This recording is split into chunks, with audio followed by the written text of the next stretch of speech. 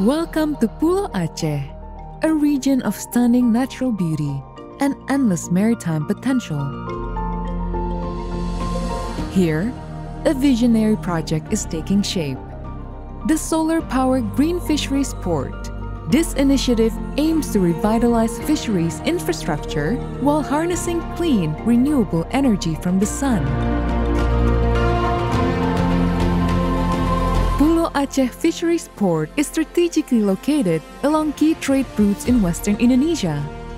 Positioned in Fisheries Management Area WPP-NRI 572, which covers waters of the Indian Ocean, West Sumatra, and the Sunda Strait, it has access to an estimated 1,229,950 million tons of fish resources. This prime location makes it an ideal hub for sustainable fish processing, storage, and distribution. By integrating a solar-powered system into the port's operations, we're creating a model that benefits both the economy and the environment. This project enhances port facilities that will serve local fishermen and traders, boost the regional economy, and ensure long-term energy security. The solar installation, ranging from an off-grid to a hybrid system, reduces carbon emissions and operational costs, allowing profits to be reinvested into the local community.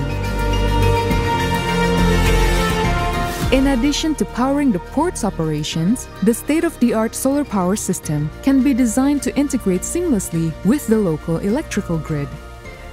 By channeling surplus clean energy into Pulo Aceh's power network, the initiative not only reduces reliance on existing diesel power plant, but also delivers reliable electricity to residents and businesses. This dual benefit enhances environmental sustainability and fosters socio-economic development, making a lasting impact on the community and the natural world alive. Join us in making this vision a reality where economic growth, environmental protection, and community empowerment unite. The solar-powered Green Fisheries Port in Pulo Aceh is proof that when we invest in sustainable solutions, we all thrive.